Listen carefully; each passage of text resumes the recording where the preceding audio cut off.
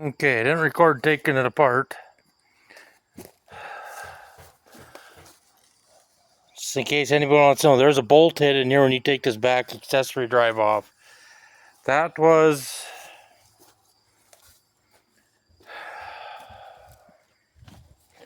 over here. That's the crankcase breather. So you pull the crankcase breather off, and there's a bolt inside there. And then you got the oil pan bolts in the bottom to get out. So I got this rear accessory drive off.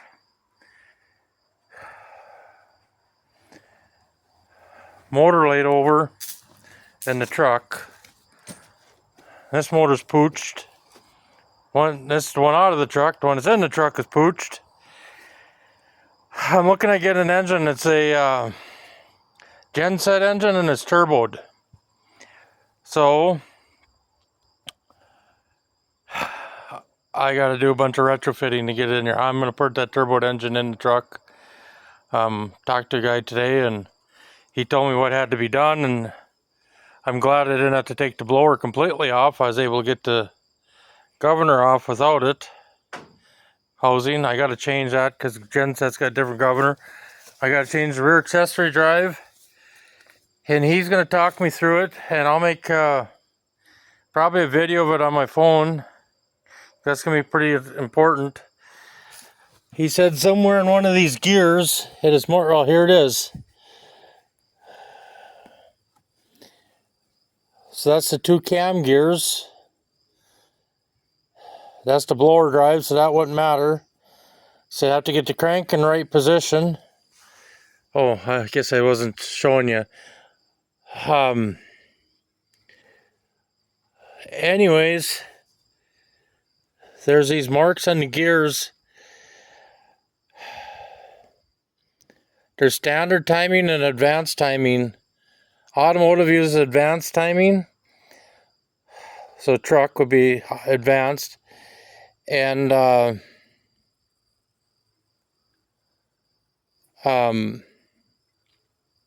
generator uses standard timing or retarded or straight up or whichever.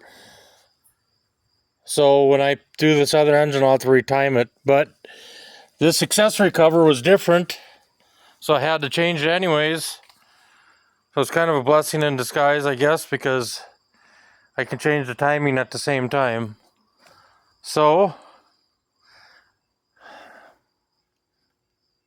she was spitting a lot of oil out. And I don't know where, but I'll get a rear main seal for it. I'll put this all together. Yeah, you can see I might have done that too, but I doubt it. It's a little ragged to seal, but they had a can that's smashed now, but this can was bolted to the bell housing. I gotta take it off. And they had the vent tubes into that can.